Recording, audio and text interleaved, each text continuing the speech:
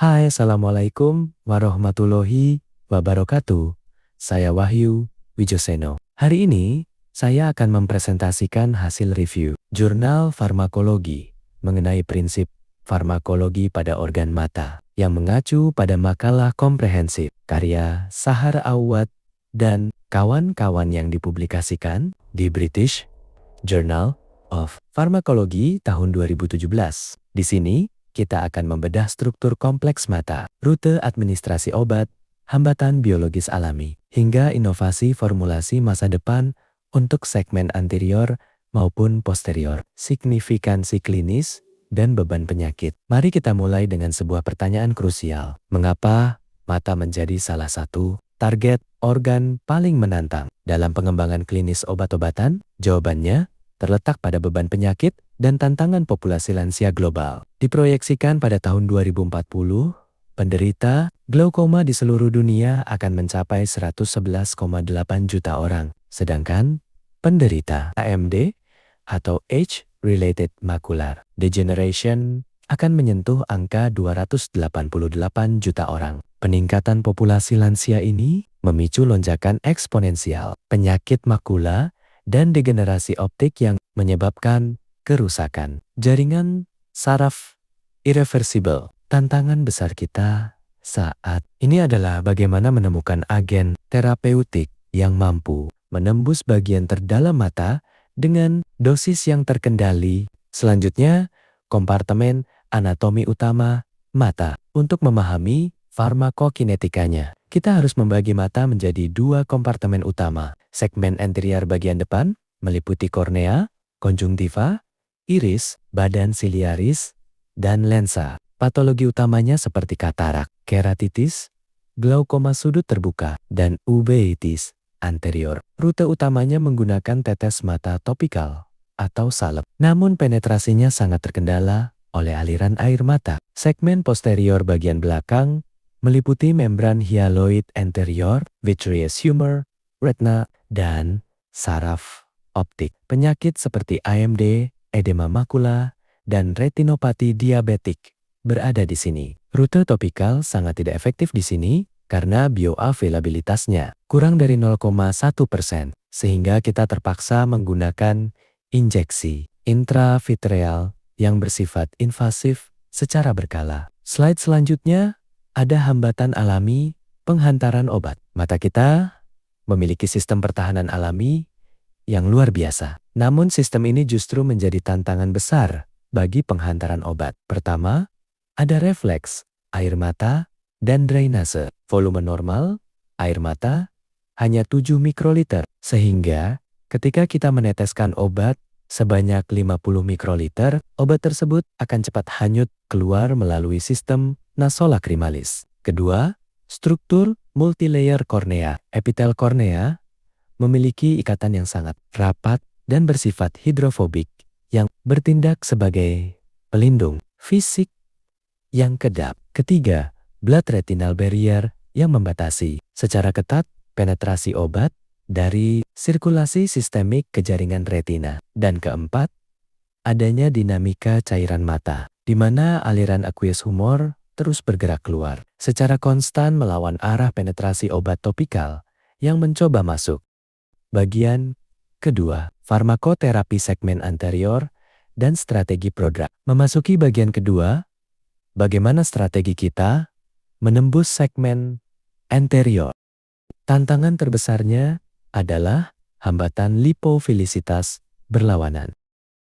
Lapisan epitel dan endotel kornea itu bersifat lipofilik hidrofibik. Sedangkan bagian tengah atau stromanya bersifat hidrofilik. Oleh karena itu, molekul obat membutuhkan keseimbangan polaritas yang pas agar bisa melewati rute transseluler kornea. Salah satu contoh suksesnya adalah sistem deposisi prodrug pada obat latanopros. Latanopros diformulasikan sebagai ester prodrug lipofilik agar bisa menembus epitel. Lalu sesampainya di kornea, ia akan dihidrolisis oleh enzim asterase menjadi asam hidrofilik yang aktif. Di sisi lain, kita juga perlu waspada terhadap penggunaan pengawet seperti benzalkonium klorida. Meskipun BEC membantu meningkatkan penetrasi dengan melonggarkan ikatan epitel kornea, penggunaan jangka panjangnya dapat memicu toksisitas pada permukaan mata. Sistem penghantaran topikal baru. Untuk mengatasi keterbatasan tetes mata konvensional, saat ini telah dikembangkan beberapa teknologi sistem penghantaran baru seperti suspensi dan emulsi, memungkinkan obat-obat hidrofobik seperti steroid, difluprednat, dihantarkan secara seragam dan stabil tanpa mengganggu kejernihan penglihatan. Siklodextrin. Ini adalah kompleks oligosakarida berbentuk corong. Bagian dalamnya hidrofobik untuk melarutkan obat nonpolar, sehingga mampu meningkatkan penetrasi molekul tanpa merusak epitel mata. Ocular inserts berupa alat padat lepas lambat seperti Ocuser pilokarpin yang diletakkan di kantung kelopak mata, yang mampu menjaga konsentrasi obat dalam rentang terapeutik selama 1 minggu penuh, tantangan segmen posterior dan implan. Sekarang kita beralih ke segmen posterior. Seperti yang disebutkan sebelumnya, obat topikal mengalami pengenceran yang sangat masif, yaitu 1:250.000 hingga 1:1 juta sebelum mencapai vitreous belakang. Oleh sebab itu, saat ini pilihan utamanya adalah injeksi intravitreal langsung ke dalam mata. Contohnya pada pemberian anti-VEGF ranibizumab. Namun, pemberian yang bersifat invasif dan berulang ini membawa risiko komplikasi serius seperti endoftalmitis, abrasi retina, dan trauma katarak. Sebagai solusinya, dikembangkanlah teknologi implan segmen posterior lepas lambat. Di antaranya Vitrasert ganciclovir menggunakan polimer non-biodegradable untuk indikasi CMV retinitis. Ozurdex dexamethasone menggunakan matrix biodegradable PLGA untuk edema, makula, dan uveitis posterior. Retisert fluosinolone acetonida berupa reservoir silicone untuk uveitis non-infeksi kronis. Iluvien fluosinolone acetonide berupa pipa polyimide mini yang mampu melepaskan obat secara konstan hingga 36 bulan untuk penderita diabetic macular edema. Terakhir ada teknologi terapi masa depan, nanoteknologi, dan hidrogel.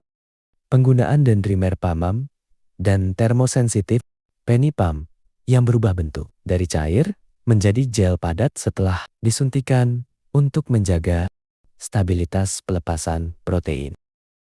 Terapi gen dan sel punca, transfer gen neuroprotektif, seperti CNTF pada sistem NT501 menggunakan vektor AAV, serta implantasi sel RPE pluripoten untuk memulihkan fungsi penglihatan pada penderita AMD.